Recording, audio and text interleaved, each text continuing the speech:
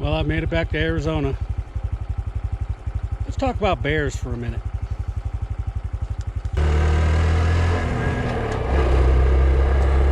So I just had a little bit of a debate with somebody about bears. Grizzly bears in particular.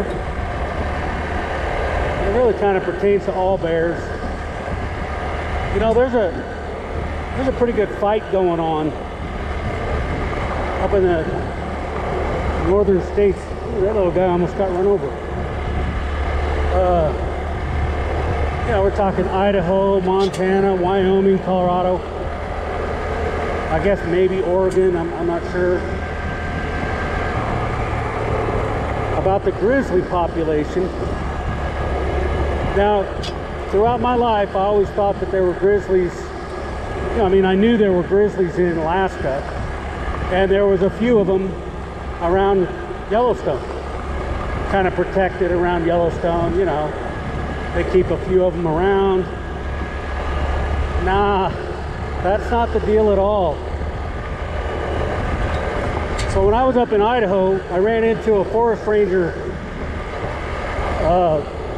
National Forest law enforcement officer, and we got to talking, and he noticed I had a sidearm, and he said, "I'm gonna tell you right now," he goes, "don't you ever take that sidearm off when you're back here in the Sawtooth Mountains." I said, "Okay, I've seen the posters, you know, about locking up your food while you're camping and doing all that." And he goes, "This is a lot more serious than that."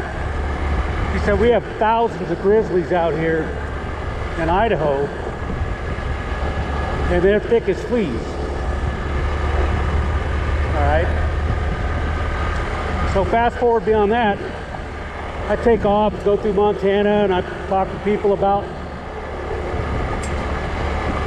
bears and whatnot, you know, trying to find a place to camp. Anyway, I ended up down in West Yellowstone, which is just outside the west gate of Yellowstone National Park. So I'm camping around, and a couple other people were camping with me, nice folks. I hope I run into them again. And I don't know which way to go. Go this way. And there was a ranger came up, and he had a staple gun and flyers, posted them on the storyboard or the reader boards by the campsites about bears. All right, nothing unusual about that.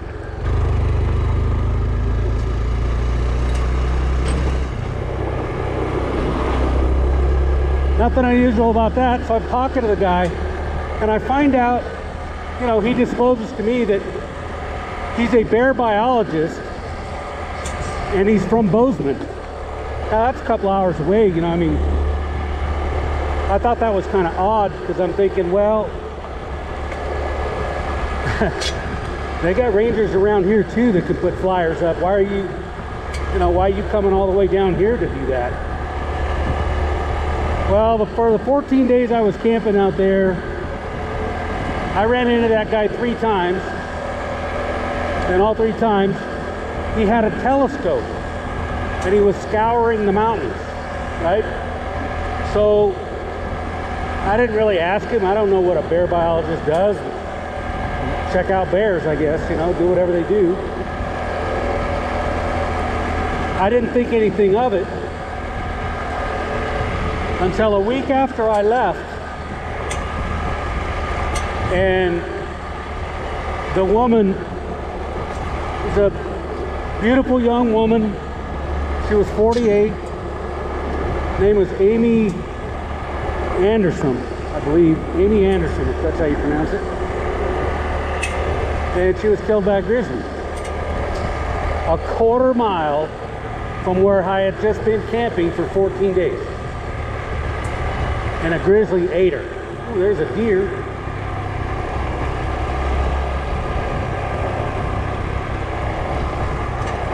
So I got talking to the rangers. Even he told me, you know, when you're out here, he goes, you carry a firearm.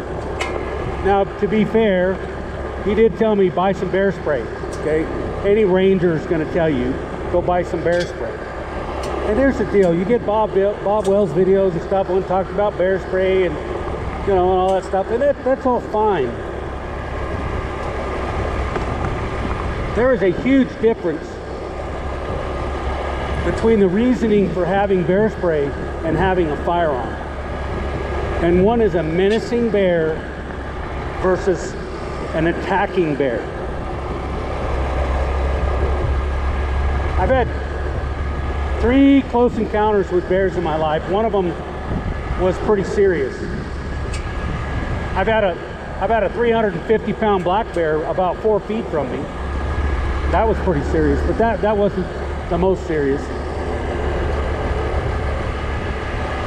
I was me, a girlfriend, and a buddy.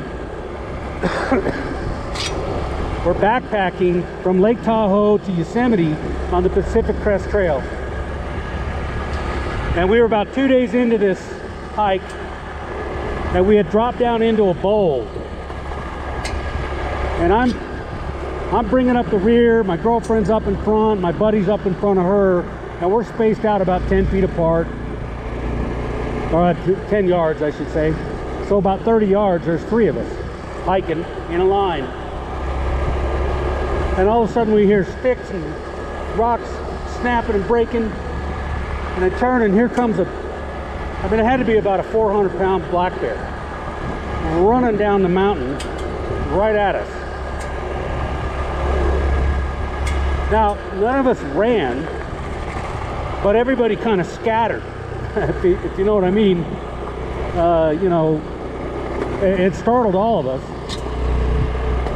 That bear messed with us, chased us, like it would go after my buddy, and he's backpedaling to get away from the damn thing, and we're throwing shit at it so it would get away from him. So we're throwing rocks and sticks and things hanging off our backpacks and shit, you know, we're throwing everything at it, screaming and waving our arms around. You know, we didn't have any bear spray, we didn't have a firearm, we didn't have nothing. You know, this is 40 years ago. There wasn't a big bear spray campaign. But that bear turned and then ran after my girlfriend, right? So now me and my buddy are throwing rocks and everything. She's trying to get away from it. And, you know, we're throwing rocks and screaming and yelling to get away from her. Then it comes chasing me. And so they're doing the same thing for me. They're trying to get it away from me. Now, nobody's turned their back and ran, but we're all doing our own version of backpedaling fast. So this went on for somewhere between 10 and 15 minutes. I mean, it lasted forever. It would just go back and forth to each one of us, which was really bizarre. And then right in the middle of it all, it just stopped. Right in the middle of this bowl that we were hiking through, and it just walked off like nothing ever happened.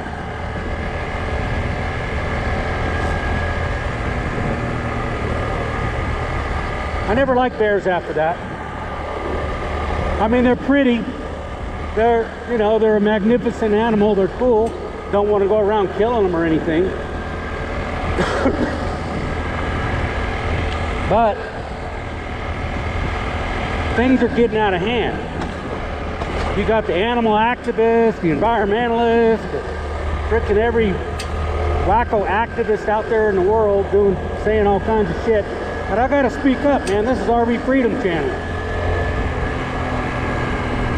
Freedom in America, baby. So I'm having a little argument with this lady. And she says, well, let's see how bad you are if we release them bears and you don't have a gun. See if you can use your wits instead of ambushing a bear. I was like, what are you talking about? I said, man has been killing dangerous animals for thousands of years with rocks, spears, and arrows, long before the firearm was ever invented. Don't underestimate man.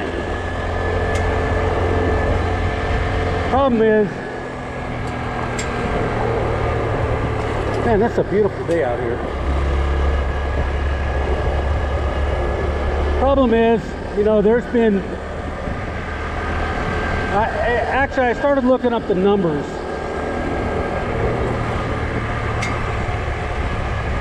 about bears, and there are literally tens of thousands of grizzly bears in the lower 48 now. Thousands of them in each state, in, you know, Idaho, Montana, Wyoming, I guess in Colorado, maybe Oregon. I'm not sure about Oregon. They're around. They started, I didn't know that they started reintroducing them to the lower 48 back in 2010.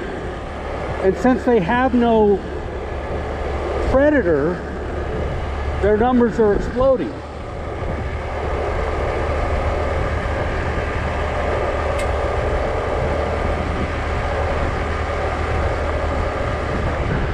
Anyway, I just wanted people to be aware. Jesus, man, they've been doing some work out here.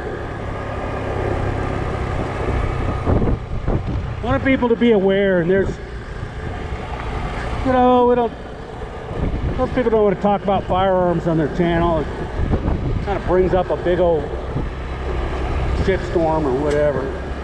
Everybody's either on one side of the fence or the other.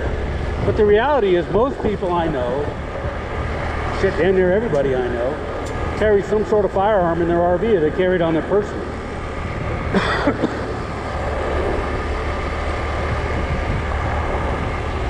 Wow, they're gonna build something out here.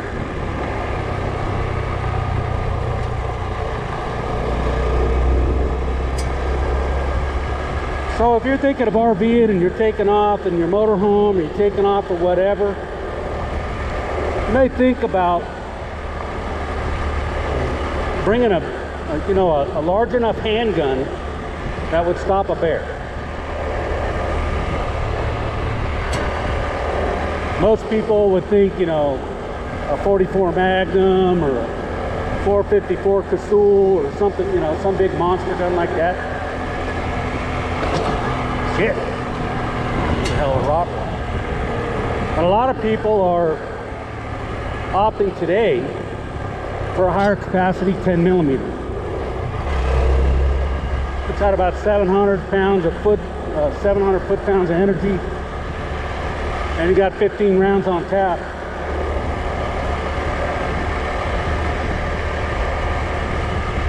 For the longest time, people would ask, and I always, what the hell are they doing in my camping area? I used to camp here all the time. I think they're tearing everything up. They're gonna build something out here. I don't think they're building campgrounds. Interesting.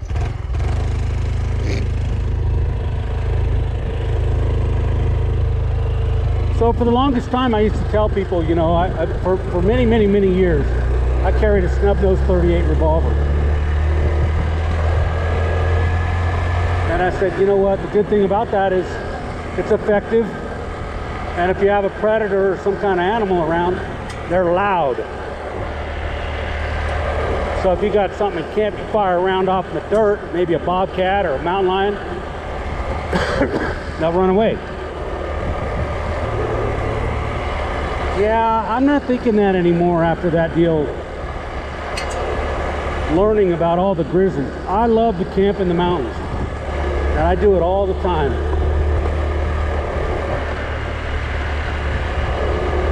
Anyway, we'll wrap it up. Just stuff for you to think about. If you're taking your motor home or you're going camping or doing whatnot, be prepared. You know, they say there's only maybe a dozen people get killed by bears every year in the United States, which isn't a lot. But there's at least a dozen people that get mauled by bears every month. and they're not pretty. It's a horrible, horrible encounter. You know, people get their face ripped off, their scalps ripped off, they're disfigured, they're beat up. Their lives are never the same. Never. Anyway,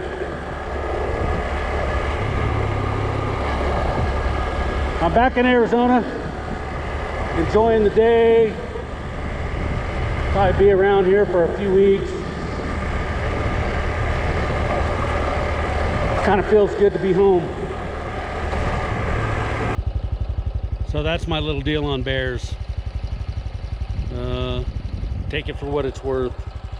I'm not a big fan. I mean, they're beautiful animals, but they are seriously dangerous animals.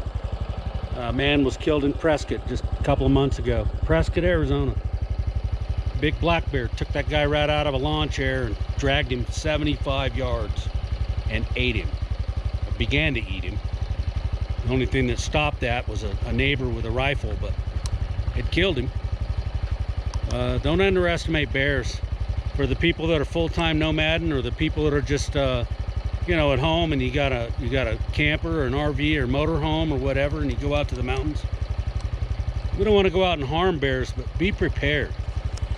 All right, talk to you later.